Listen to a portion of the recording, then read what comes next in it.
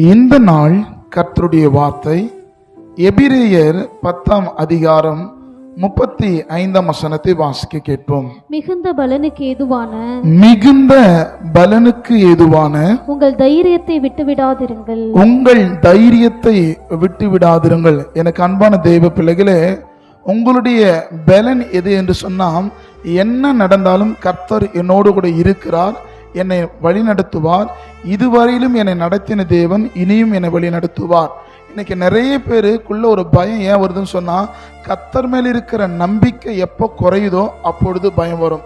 ஒருவேளை பயத்தின் மத்தியில, திகில்கள் மத்தியில இந்த வார்த்தை கேட்கலாம். கர்த்தர் சொல்றாரு, அவர் உங்களோடு கூட இருக்கிறார், நீங்க தைரியமாய் நடந்து போங்கள். நிச்சயமாய் கர்த்தர் உங்களோடு கூட இருந்து காரியங்களை மாறுதலாய் முடிய பண்ணுவார்.